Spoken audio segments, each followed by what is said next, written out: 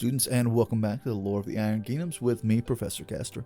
As mentioned in that ginormous two-player box set painting and stat card read and review video I did a few days ago, this is the shorter form of each of those sections.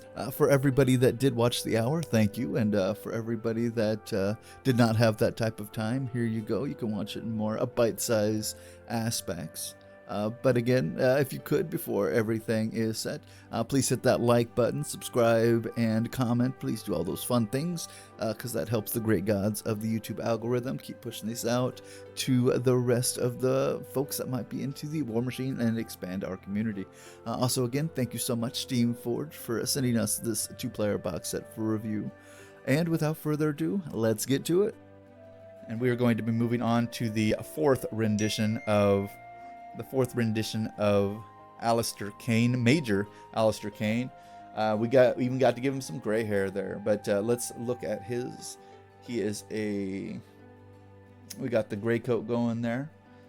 He doesn't have as much black because he's more into the leather coat and cloak, just because he's kind of a I think the term is scoundrel a little bit. Because he's been with Signar, and then he switched over to being a mercenary for a bit, and then he pulled back into Signar, and it's like he's kind of jumped around quite a bit. He's had a very unique life. If you have not read the Ways of Caine book on the app, I suggest you do. A very fantastic book. You see all the cool stuff that he gets himself into, or that he doesn't want to get himself into. But there he is with the black coat, followed by his blue armor coat and his little power pack. We did some blue on there too, just so we could fit more of that in there. I love his pose, and on his weapons, you actually have the you actually can choose either the ones that have the smoke and blast coming out of it, or you can choose to not have those at all. I kind of enjoy having the options on there, but I always like the special effects just because they make it look more dynamic. Here we are with all of his leathers, his light and dark leathers. Also his little sash around his neck, as I'm trying to gain focus there. And of course, I'm not actually actively doing this while of course, reading this, so this is after the fact. But his little sash is just the Kodor red, just because he wears a red sash for some reason. He probably has a reason in the book. If he does, let me know. But all those leathers look really nice. Here he is with all his silver paints and all of his touch-ups. And his hair does have a little bit of a gray highlight onto it, just because he is like 50 years old now. But he is still just as dangerous as he's ever been. But his leather cloak came out super well. Very shiny, which I feel like having shiny leather really makes him kind of pop on the field. So I do appreciate this model like that. Very fun to look at. And I just think he's just a nice model all around. And the amount of detail that we get from the sculpts with Steamforge just look amazing in the long term. Yeah, but as I try to get him to show up, it's very difficult. But we did do a couple still shots here as well. But let's read over his stat card so you can see what Caine number 4 looks like. All right, so he has a speed 7, a magic attack of 6, a rat of 9, a defense of 17, an armor of 13, arc of 6, control of 12. He has Pathfinder and the ability to shoot outside of melee. His special abilities are evasive, so when this model is hit by an enemy range attack immediately after the attack is resolved, this model can advance up to 2 inches, which did not help him when my warcaster got into melee with him.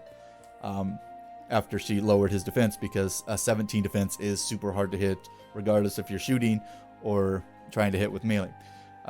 He has a field marshal evasive, so a warjack in his battle group gains evasive. So after his warjack is hit by an enemy attack, he can move 2 inches too. He has headshot. So this model, a headshot. Models disabled by a range attack made by this model cannot make tough rolls.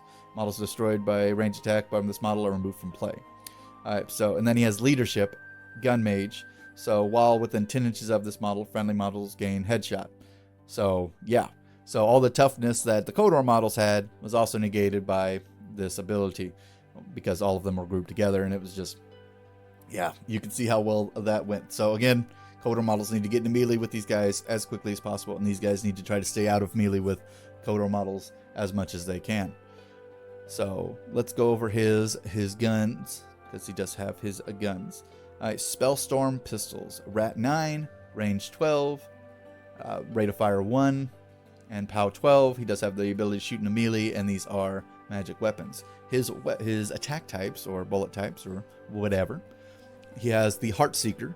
Gain an additional die on damage rolls resulting from this attack, and then you discard the lowest die roll in each roll, so you can do more damage. You kind of helping your odds there. Then he has Thunderbolt. A model hit. Enemy models hit are pushed D3 inches directly away from the attack, and on a critical hit, the enemy models become knocked down after being pushed. So a crit, knock them over. And then he has Witch Mark, so if this model hits an enemy attack during this model's activation, until the end of the activation, this model can target and automatically hit that enemy model with spells ignoring range and line of sight. So it basically makes him an arc node, which is awful, especially if you're trying to keep your guys out of the ranged sights of these guys, but that's how it happens. And then he has Reload, so this model can spend 1 focus or fury point to make an additional range attack with this weapon during its combat action. And he has 2 pistols, so he can do that twice. So he can actually shoot up to 4 times with his weapons, and yeah. And being shot with a range 9, you're probably not going to miss, because that's basically the equivalent of the Butcher's melee attack. So when the Butcher gets into melee, he's going to hit. When Major Allister Caine wants to shoot somebody, he's going to hit you. But let's read over his feat. It's called Arcane Conflagration. Or Conflagration. Conflagration? Yeah, dyslexia always likes to pop up with those big words. But while in Caine's control range, friendly Gun Mage and friendly Faction Warjack models, ranged weapons gain Blessed, and the damage type Magical, and +2 to their power. So he's going to make them way more powerful and be able to ignore any kind of armor buffs from spells. When a friendly faction model makes an attack with a weapon with attack types while in Caine's control range, that model can choose 2 special rules instead of 1, and that lasts for 1 turn. So basically every gun mage model that has a weapon type can choose